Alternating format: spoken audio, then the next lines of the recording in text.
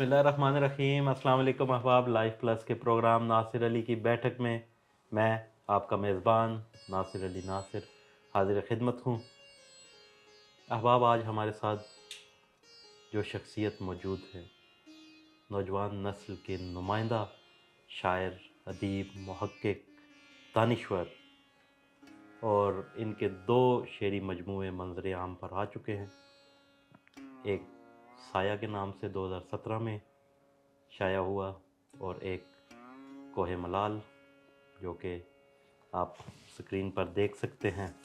کوہ ملال جو 2023 میں شائع ہوا، منظر عام پر آیا، بے پناہ لکھاری ہیں اور جدت کو اور روایت کو ساتھ لے کر چلتے ہیں۔ آئیے آپ کی بھی ملاقات کرواتے ہیں۔ محترم جناب سعید شارق، السلام علیکم سعید۔ وعلیکم السلام، بہت شکریہ کہ آپ نے اپنے اس معتبر پلیٹ فارم پر مجھے مدعو کیا۔ بہت شکریہ آپ کا، آپ کی آمد کا بہت شکریہ، آپ شاد رہیں۔ بہت شکریہ۔ سعید صاحب، یہ بتائیے گا، کوہ ملال، کیا خوبصورت نام، کیا عمدہ نام آپ نے رکھا اس کا، کتاب کا۔ حال ہی میں اس کو ایوارڈ بھی ملا، جی اس بارے میں بتائیں تھوڑا سا۔ جی، یہ میرا مجموعہ کوہ ملال بنیادی طور پر 2024 میں شائع ہوا ہے۔ جی 2024 میں، 24 میں۔ جی اکتوبر نومبر 2024 میں یہ سامنے آیا، اور اس کو آکسفورڈ یونیورسٹی پریس کی طرف سے KLF گیٹس فارما بک پرائز جو ہے وہ ملا ہے، جو سال کی بہترین کتاب کو دیا جاتا ہے، یعنی کہ ججز کی نظر میں جو کتاب سب سے معتبر ٹھہرتی ہے واہ واہ۔ اس کو یہ ایوارڈ ملتا ہے، اور اس کو گیٹس فارما کی طرف سے اسپانسرڈ کیا جاتا ہے۔ تو یہ ایک اچھا ایوارڈ، کسی بھی ادیب کے لیے ایسے ایوارڈ کی بڑی اہمیت ہوتی ہے، کیونکہ اس سے اس کی حوصلہ افزائی بھی ہوتی ہے، اور اس کا جو تعارف ہے اس کا حلقہ وسیع ہوتا ہے، اس کا دائرہ کار وسیع ہوتا ہے، اور اس ایوارڈ کا ملنا میرے لیے ایک بہت خوشائن بات ہے، اور میں اس کو اپنی خوش بختی اس لیے بھی سمجھتا ہوں کیونکہ اس میں چونکہ 2023 اور 2024 کے شعری مجموعے اس میں شامل تھے، اچھا، واہ۔ اور دلچسپ بات یہ ہے کہ بالخصوص 2024 میں بہت زیادہ کتابیں چھپی ہیں، تو اتنی ساری کتابوں میں اس کتاب کا چناؤ میرے لیے ایک بہت حوصلہ افزا اور توانائی بخش۔ کیا سعید بھائی، جی آپ کو تو شاید آپ کو گیٹس فارما نے یا KLF نے بتایا ہوگا کہ ان آپ کی کتابوں کے ساتھ اور بھی کوئی کتابیں تھیں؟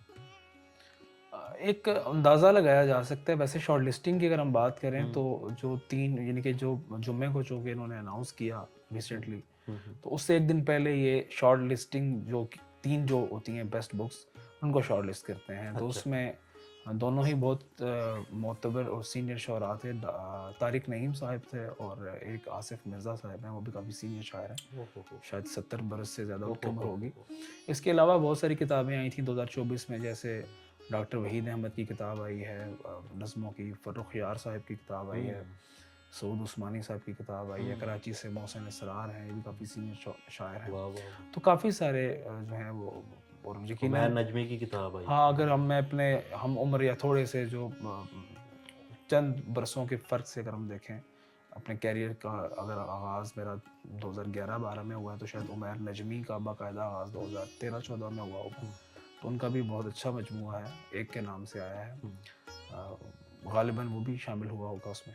اچھا، جی، تو مطلب مجموعی طور پر کافی اچھے مجموعے چھپے ہیں، اور میں اس کو خالصتاً اپنی خوش بختی اور والدین کی دعائیں سمجھتا ہوں کہ اس اعزاز کا مجھے حقدار ٹھہرایا گیا۔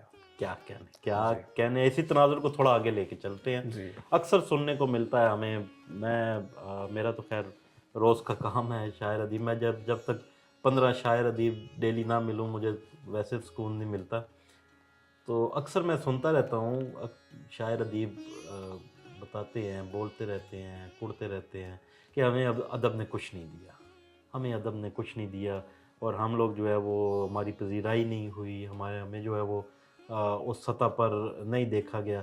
یہ کیا معاملات ہوتے ہیں؟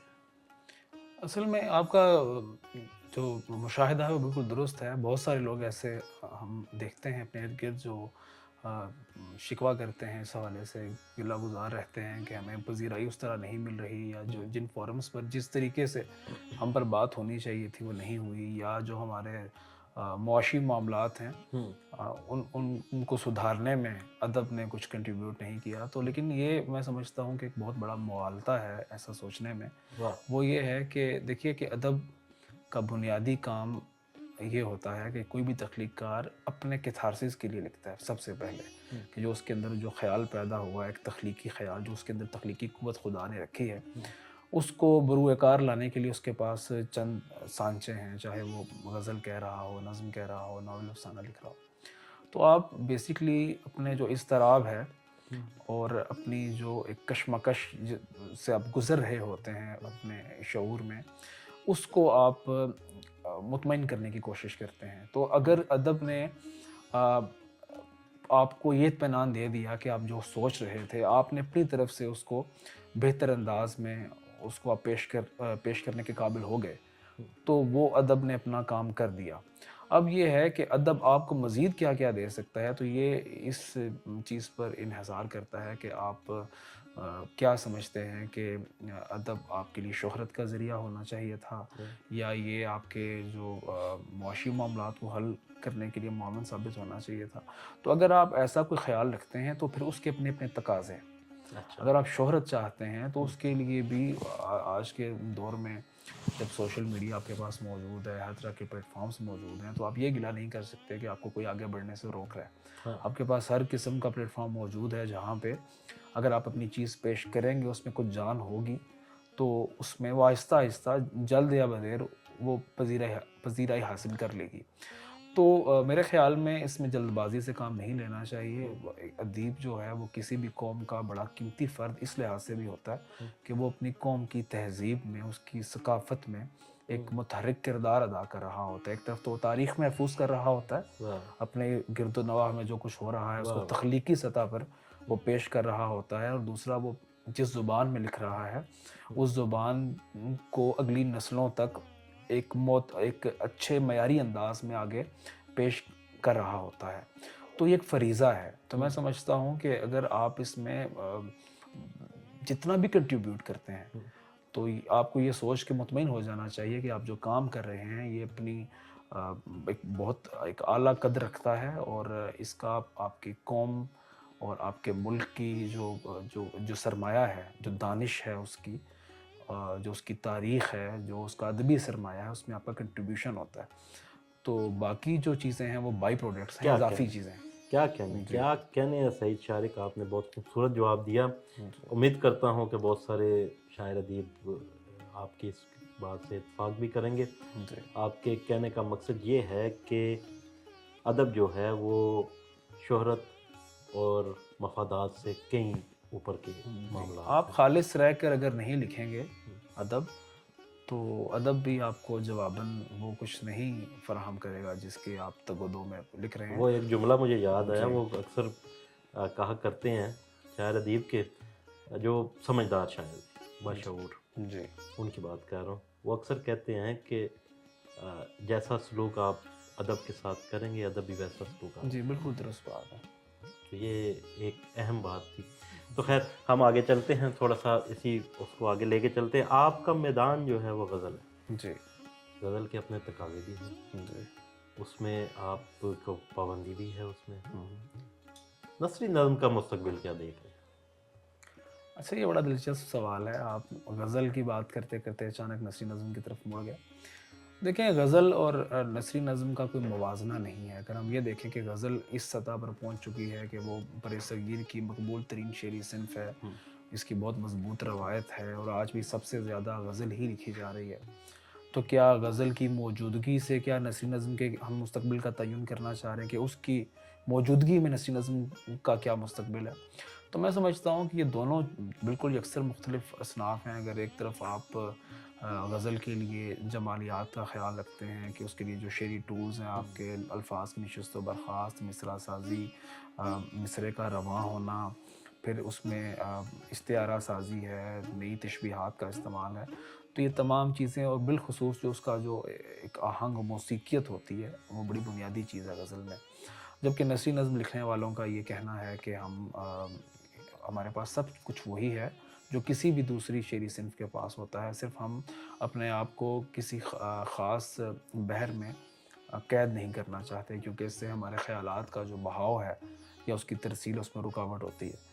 تو ویسے تو غالب نے بھی کہا تھا کہ کچھ اور چاہیے وسعت میرے بیان کے لیے، تو میں یہ سمجھتا ہوں کہ اگر تو نثری نظم وہ شاعر لکھ رہا ہے جو غزل بھی بہت اچھی لکھنا جانتا ہو اور وہ آزاد نظم معرہ ان تمام میں اچھی وہ مہارت رکھتا ہے، اور پھر اس کو گنجائش محسوس ہوتی ہے کہ نہیں، کہ میں جو کہنا چاہ رہا ہوں وہ وزن کی پابندی کے بغیر کہا جا سکتا تھا، تو پھر نثری نظم ضرور لکھنی چاہیے اور تبھی اس کا جواز بھی ہوگا۔ ورنہ یہ میں سمجھتا ہوں کہ یہ ایک راہ فرار بھی ہے اور اپنے ایک شاعر کہلوانے کا ایک آسان نسخہ بھی ہے۔ لیکن جن لوگوں نے سب کچھ اچھا کام کر کے پابند اصناف میں، یعنی کہ غزل نظم وغیرہ میں پھر نثری نظم کی طرف آئے ہیں، تو ان کی نثری نظم میں وہ بذات خود جواز ہیں اپنا۔ تو باقی اگر ہم انٹرنیشنلی دیکھیں تو دنیا بہت پہلے ہی وزن اور اس قسم کی چیزوں سے آزاد ہو چکی ہے، اور مغرب میں نثری نظم بہت کثرت سے لکھی جا رہی ہے، اور پاکستان میں بھی چونکہ جب آپ ٹرانسلیٹ کرتے ہیں کسی بھی زبان کا سرمایہ تو بہت مشکل ہوتا ہے کہ آپ اس کا آہنگ بھی اسی طرح آگے منتقل کر سکیں۔ یہی وجہ ہے کہ غزل کا اس طرح ترجمہ جو ہے وہ انگریزی میں باقی زبانوں میں نہیں کیا جا سکتا۔ تو ایسے میں نثری نظم لکھنے والے اس لحاظ سے ایک بڑے خوش قسمت ہیں کہ وہ ان تمام پابندیوں سے بچ کر خالصتاً جو انہوں نے کہا تھا اس کی بہت حد تک ترجمے میں ترسیل جو ہے وہ کر سکتے ہیں۔ تو مستقبل روشن ہے بشرطے کہ وہ لوگ لکھیں جو شاعری کا بہت گہرا مطالعہ رکھتے ہوں اور دیگر اصناف میں بھی توازمائی۔ اچھا، یہ جو اس کا نام ہے نثری نظم، نظم تو شعری صنف ہے، اور اگر ہم اس کے ساتھ نثری لگا دیں گے تو یہ تو گیا نا، پھر تو شعری صنف تو اس سے باہر نکل گیا۔ اور ایک اور بات، ایک جو چھوٹی سی ایک اور بات میں سمجھ سکتا ہوں، وہ یہ ہے کہ جہاں ہماری موسیقیت ختم ہوتی ہے وہاں شاعری ختم ہو جاتی ہے۔ آپ اس کا نام پہ بتائیے گا، اس کو نام کو ہم اگر تو اس کو نثر کے ساتھ ہی جوڑنا ہے تو پھر نظم اتاریں، یا نظم ہے تو پھر نثر اتاریں، کوئی اس پہ تھوڑا سا بتائیے گا۔ یہ سوال ویسے بہت پرانا سوال ہے اور اس پر بہت بات بھی کی جاتی ہے، اور سب سے پہلا جو اعتراض کیا جاتا ہے نثری نظم پر وہ یہی کیا جاتا ہے کہ یہ کیسی نظم ہے جس کے ساتھ جو سابقہ ہے وہ نثری لگا ہوا ہے۔ تو اور یہ بہت حد تک بات درست بھی ہے اپنی جگہ پہ، کیونکہ بہت ساری ایسی ہمیں تحریریں نظر آتی ہیں نثر میں۔ مثلا اگر آپ مظہر الاسلام صاحب کے افسانے دیکھیں، رشید امجد صاحب کے افسانے دیکھیں، تو اگر ان کے افسانوں کے اقتباسات کو آپ اگر ان کو اس طرح توڑ کر لکھیں جس طرح نثری نظم کے مصرے یا لائنیں توڑی جاتی ہیں، تو کوئی جج نہیں کر سکتا کہ یہ نثری نظم نہیں ہے۔ تو اس لیے بنیادی جو ہے وہ دوسرا یہ ہے کہ چونکہ ہمارا جو بر صغیر والوں کا جو ادبی ذوق ہے وہ موسیقیت کے ساتھ بہت گہرا تعلق رکھتا ہے، تو اس لیے جب ہم کوئی ایسی شاعری دیکھتے ہیں یا کوئی ایسا فن پارہ دیکھتے ہیں جس میں موسیقیت کی کمی ہو یا موسیقیت سرے سے نہ ہو، جیسے نثری نظم میں نہیں ہوتی، تو ہم ضرور ہمارے مطلب ماتھے پہ شکنیں آ جاتی ہیں۔ تو اصل میں نثری نظم لکھنے والوں کا یہ خیال ہے کہ جو بنیادی چیز جو نظم کو نظم بناتی ہے وہ اس کا جو متن ہے، ٹیکسٹ ہے، اس کے خیال ہے اور اس کے پیشکش کا جو طریقہ کار ہے، اور وہ تمام ٹولز جو کوئی بھی شاعر استعمال کرتا ہے، جیسے تشبیہ ہے، استعارہ ہے، علامت ہے، یا اس قسم کی چیزیں ہیں، تو اس کا اگر استعمال ہو رہا ہے تو پھر وزن کی حیثیت ثانوی رہ جاتی ہے۔ تو چونکہ یہی چیز وزن کا نہ ہونا ہی اس صنف کو باقی اصناف سے الگ کرتا ہے، اس لیے اس کو مطلب اس کی اپنی ایک شناخت جو ہے وہ نثر کے نام ہی کے ساتھ مکمل ہو پاتی ہے۔ تو میرا یہی نظریہ ہے۔ کیا ہم اس کو نثری فن پارہ کہہ سکتے ہیں؟ دیکھیں، نثری فن پارہ بھی کہا جا سکتا ہے، کیونکہ دیکھیں بہت ساری ایسی چیزیں بھی ہوتی ہیں جو وزن میں ہوتی ہیں لیکن وہ شاعری نہیں ہوتی، کس لحاظ سے نہیں ہوتی ہیں کہ مثلا بہت سارے مصرے ایسے ہوتے ہیں وہ نثر میں آ جاتے ہیں. مثلا ہماری قدیم نثر میں مکفّہ نثر لکھنے کا اور مسجع نثر لکھنے کا جو تھا وہ رجحان موجود تھا, اور وہ باقاعدہ آپ کو شاعری محسوس ہوتی ہے پڑھتے ہوئے تھی وہ نثر, اس کو کہا بھی نثر جاتا تھا. تو میرے خیال میں تخلیقات پر چھوڑ دینا چاہیے کہ وہ جو لکھ رہا ہے اس کو وہ کیا نام دیتا ہے. اگر وہ اس صنف کے بنیادی جو حیت کے تقاضے ہیں وہ پورے کر رہا ہے تو ہمیں وہ لا محالہ اس کو وہی نام دینا پڑے گا جس نام سے وہ حیت جو ہے وہ جانی جاتی ہے. وہ علیحدہ بات ہے کہ کیا اس کے اندر شاعری موجود ہے بھی یا نہیں ہے. بہت عمدہ گفتگو آپ نے سعید بھائی, کیا کہنے. اچھا یہ بتائیے گا, آپ نے بھی بہت سارے مشاعرے پڑھے ہوں گے, بڑے بڑے مشاعرے پاکستان کے مختلف شہروں میں آپ نے مشاعرے پڑھے, دوست بھی پڑھتے ہیں.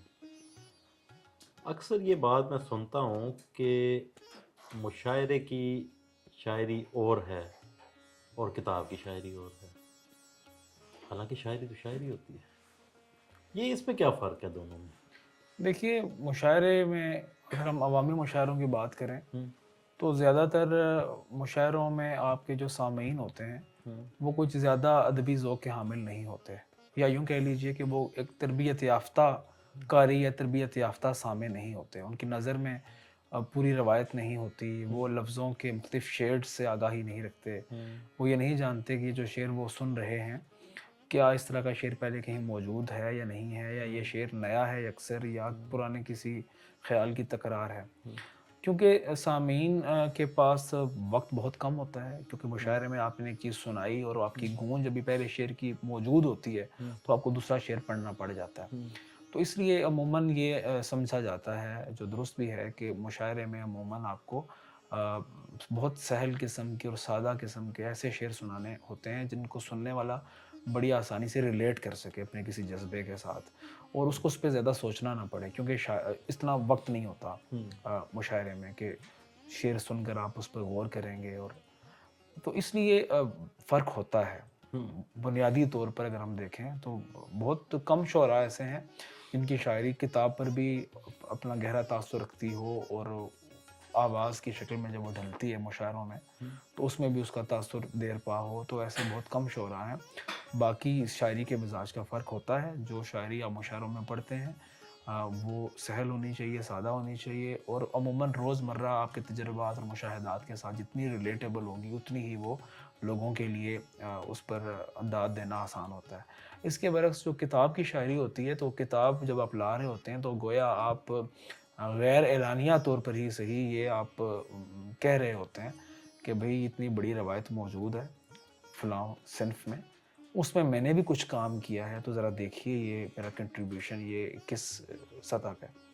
تو پھر جب آپ کتاب میں چیز پڑھتے ہیں تو نہ اس میں وہ مشاعرے کی فضا ہے, نہ اس میں شاعر کی حرکات و سکنات ہیں, نہ کسی کوئی ہلکا احباب ہے آپ کا جو آپ کے شعر پر بڑھ چڑھ کر داد دے, تو اس میں لفظ ہی نہیں کرنا ہے جو کچھ کیا یہ منافقت نہیں ہے؟ منافقت کس لحاظ سے مطلب؟ میں آپ کو دیکھیں, آپ جو ڈیلیور کر رہے ہیں جی, جو ایک بڑے مجمع کو ڈیلیور کر رہے ہیں جی, وہاں پہ آپ لب و رخسار کو اہمیت دے رہے ہیں, اور ایسی شاعری کو اہمیت دے رہے ہیں جو میرے خیال سے نہیں ہونی چاہیے, جو بدقسمتی سے ہو رہی ہے. اچھا, اور جو آپ کتاب میں لا رہے ہیں وہ کتاب اس کا تو پھر وہ ختم ہو گیا نا, مقصد بھی ختم ہو گیا. جو آپ ڈیلیور کر رہے ہیں وہ تو کچھ ہو رہا ہے, اور جو کتاب میں لا رہے ہیں وہ کچھ ہو رہا ہے. دیکھیں یہ بات درست ہو سکتی ہے اپنی جگہ پہ, لیکن میں اگر اپنی ذاتی سطح پر بات کروں تو میں نے جتنے بھی مشاعرے پڑھے ہیں میں نے اس میں کبھی کوئی ایسی غزل نہیں سنائی جو میری کتاب میں شامل نہ ہو. اچھا, لیکن میں صرف انتخاب کر لیتا ہوں سامعین کے پیش نظر کہ مجھے جو چیز دیکھیں, جو آپ کو سننے بیٹھے ہوئے ہیں ان کے ساتھ یہ ظلم ہے کہ اگر آپ یک طرفہ گفتگو کریں. یک طرفہ سے مراد یہ ہے کہ آپ جو بات کر رہے ہیں وہ ان کی ذہنی سطح سے کم تر ہو یا بلند تر ہو. تو اس طریقے یہ چناؤ کر لینا چاہیے کہ آپ جن لوگوں سے مخاطب ہو رہے ہیں ان کے لیے کون سی شاعری جو ہے وہ مناسب رہے گی, کیونکہ وہ ایک اچھا وقت گزارنے آئے ہیں, وہ آپ کو سننے آئے ہیں, تو آپ ان کو اچھی چیز ان کی سطح کی پیش کریں. اب یہ ہے کہ اگر مشاعرہ پڑھنے کے لیے آپ خاص طور پر کچھ ایسے شعر گھڑتے ہیں جو عامیانہ ہوں تو میں یہ سمجھتا ہوں کہ اس میں سامعین کا کم نقصان ہے، شاعر کا اپنا نقصان زیادہ ہے. تو میں نے جس طرح کہ پہلے عرض کیا کہ میں مشاعروں میں وہی چیزیں سناتا ہوں جو میری کتابوں میں بھی شامل ہیں.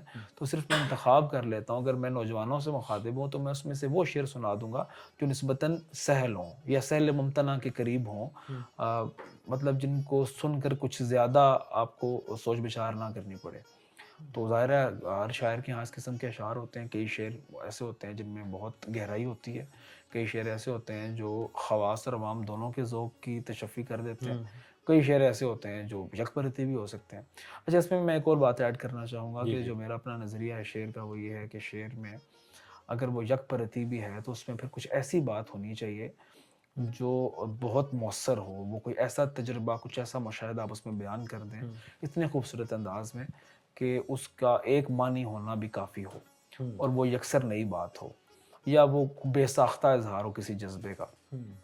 بصورت دیگر اگر کتاب آپ چھپوا رہے ہیں تو اس میں اس شاعری میں اتنی جان ہونی چاہیے کہ وہ مختلف لوگوں تک بھی سفر کرے اور زمانوں کا سفر بھی کر سکے. اور یہ تبھی ممکن ہوگا اگر شاعری میں گہرائی ہے اور اس کو ہر شخص جو ہے اس کو اپنے حساب سے اگر اس کو ریلیٹ کر سکتا ہو، اس کا مفہوم اپنے حساب سے اخذ کر سکتا ہو، جی تبھی وہ شاعری زندہ رہتی ہے. یہ بات آپ کی درست ہے، بالکل درست ہے. لیکن ہمارے مشاعروں میں جو ہے وہ ہم یہ کرنے کے بجائے کہ قاری کو اپنی سطح پہ لائیں، ہم قاری کی سطح پہ چلے جاتے ہیں. دیکھیے میں نے پہلے جیسا گزارش کی آپ سے کہ جو سامع ہے اس کو آپ زبان کی سطح پر تو فیسیلیٹیٹ کر سکتے ہیں کہ آپ اس کو بہت زیادہ کوئی دقیق قسم کی جو ہے وہ زبان میں شعر نہ سنائیں، لیکن کم سے کم مضامین ایسے ہونے چاہیے جو اعلیٰ پائے کے ہوں یا کم سے کم اچھے ہوں، مثبت ہوں. ان کو سن کر آپ کو یہ پتہ چلے کہ آپ کی تربیت ہو رہی ہے تہذیبی سطح پر. آپ انسان کے جذبات، احساسات کو یا وہ مشاہدات جو عام لوگوں کی نظر میں آتے تو ہیں وہ اس کا اظہار نہیں کر پاتے، کوئی نیا زاویہ وہ آپ نے سنا، اس کو جانا مشاعرے میں، تو پھر تو ٹھیک ہے. لیکن اگر آپ ایسے اشعار سناتے ہیں جس میں آپ ذہنی طور پر بھی کسی دوسرے کے ذہن کو آپ ایسے خیالات سے بھر رہے ہیں جو مثبت یا شریفانہ نہیں ہے، تو پھر یہ قابل مذمت بات ہے. تو میرے خیال میں اردو ادب کے ساتھ جو ہے وہ کھلواڑ بھی ہے اور دوسرا وہ نقصان بھی ہے. ایک شاعر ادیب ہیں، بڑے معتبر نام ہے ان کا، بڑا نام ہے ان کا، نوجوان ہیں. ہم سفر کر رہے ہیں تو میں نے ان سے پوچھا، میں نے کہا جی آپ یہ کس قسم کی شاعری سنا رہے ہیں؟ یہ یونیورسٹی کا مشاعرہ تھا، ہم پڑھ کے واپس باہر نکلے اور اپنے ایک ٹھکانے کی طرف جا رہے تھے. تو راستے میں نے ان سے پوچھا، میں ڈرائیو کر رہا تھا اور میرے ساتھ بیٹھے تھے، تو میں نے ان سے پوچھا، میں نے کہا جی آپ یہ بتائیں کہ یہ جو شاعری آپ سنا رہے ہیں، جو آپ ڈیلیور کر رہے ہیں، یہ کیا ہے؟ یہ تو اردو ادب نہیں ہے، یہ تو کھلواڑ ہے، یہ تو منافقت ہے. کہتے ہیں کہ میں کیا کروں؟ وہ سننا ہی یہ چاہتے ہیں. دیکھیے یہ ان لوگوں کا مسئلہ ہے جو شہرت کے لیے یا صرف شہرت کے لیے اور یا صرف اپنی جو معاشی ضروریات ہیں ان کو پوری کرنے کے لیے مشاعرے کا سہارا لیتے ہیں. اور جس طرح لوگ پیٹ بھرنے کے لیے چوری یا ڈکیتی کا ارتکاب بھی کر لیتے ہیں، تو یہ بھی کچھ پھر ایسی ہی سرگرمی بن جاتی ہے کہ آپ کچھ بھی کرنے کے لیے تیار ہیں. تو میں نے جس طرح پروگرام کے شروع میں گزارش کی تھی کہ ادب جو ہے وہ محض ان مفادات کو پورا کرنے کے لیے ایک سیڑھی بنانے کا نام نہیں ہے. ٹھیک ہے، اس کے بائی پروڈکٹس ہیں، شہرت آپ ضرور حاصل کریں، اللہ تعالیٰ آپ کو عزت دے. سب کی خواہش ہوتی ہے وہ جانے جائیں، پہچانے جائیں، ان کی عزت ہو. لیکن شہرت جو ہے وہ منفی ہتھ کنڈوں سے یا منفی قسم کی چیز آپ سوسائٹی کو دے کر حاصل مت کریں. آپ جو کام کریں وہ اعلیٰ پائے کا ہو، بے شک آپ کو کم لوگ جانیں، لیکن وہ چیز جو ہے وہ آپ کی اچھی ہونی چاہیے. اور آپ کی تاکہ کل کلاں جب آپ اپنا جائزہ لیں اپنے کیریئر کا تو آپ کو شرمندگی نہ ہو اور نہ آپ کو باقی لوگوں کو جو ہے وہ یہ سوچ کر اس چیز پر افسوس ہو کہ ایک شخص نے پوری زندگی ضائع کر دی. کیونکہ شہرت جو ہے اس میں بھی لوگ ریپلیس ہو جاتے ہیں، مشہور لوگوں کو پھر زیادہ مشہور لوگ ریپلیس کر لیتے ہیں. اسی طرح پیسہ بھی ایک آنی جانی شے ہے. تو میرے خیال میں دیانتداری ایک تخلیق کار کے لیے بہت اہم ہے کہ وہ جو بھی لکھ رہا ہے، جو وہ لکھنا چاہتا ہے وہ لکھے، اور باقی معاملہ جو ہے وہ عوام پر یا جو بازوق لوگ ہیں ان پر چھوڑ دے.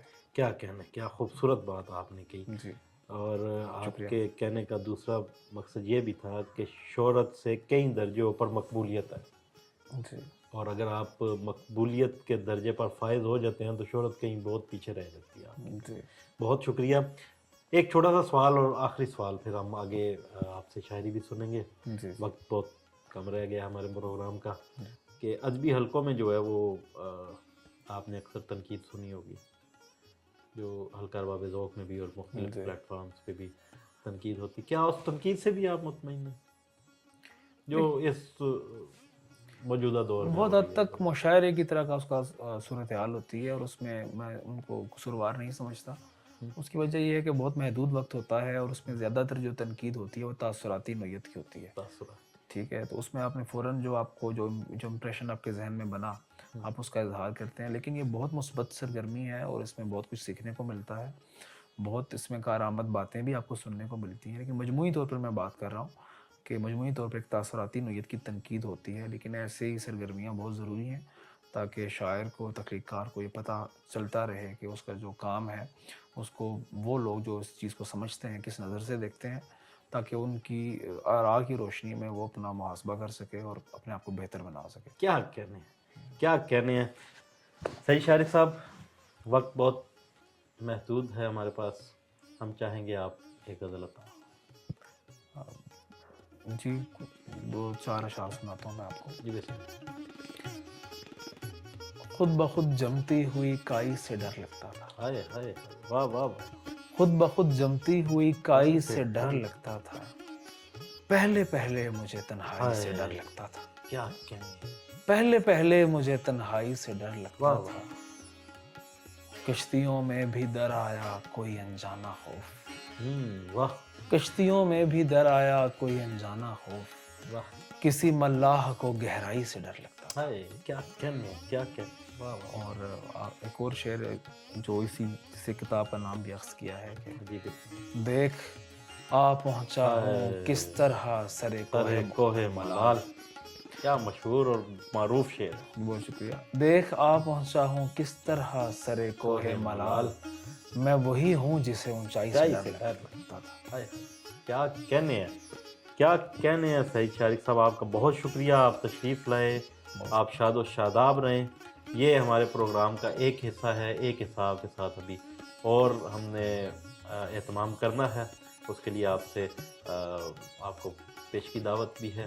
بہت شکریہ. اور آپ سے ہم نے بہت ساری باتیں کرنی ہیں. بہت شکریہ. یہ حصہ ہے کیونکہ اتنا زیادہ ہم اس کو طویل آگے لے کے جا نہیں سکتے ایک ٹائم لیمٹ پہ. اور دوسرا حصہ ہم پھر ریکارڈ کریں گے. آپ کا بہت شکریہ. بہت شکریہ. مجھے بہت خوشی ہوئی آپ سے گفتگو کر کے. بہت ایسے موضوعات پر بات چیت ہوئی جس پہ میں بات چیت کرنا خود بھی چاہتا تھا. تو بہت اچھا وقت گزرا. بہت شکریہ آپ کا. Thank you. شاد رہیں، شاد رہیں، آباد رہیں. لائف پلس بھی آپ کا شکر گزار ہے. اور میں جزاک اللہ. سلامتی. جی ناظرین، آپ نے سعید شارق، ان کی شاعری سنی، باتیں سنی، اور ان کے تجربات بھی آپ کے سامنے انہوں نے اپنے تجربات بھی رکھے. امید کرتا ہوں آپ کو پسند آئے ہوں گے. یہ ہمارے پروگرام کا ایک حصہ تھا. ایک حصہ ان کے ساتھ اور ریکارڈ ہوگا. میں منتظر رہوں گا ان کا، اور آپ بھی منتظر رہیں. ملتے ہیں نئے سوالات کے ساتھ، نئے مہمان کے ساتھ. تب تک کے لیے اپنے میزبان ناصر علی ناصر کو اجازت دیجیے. اللہ نے کے بعد.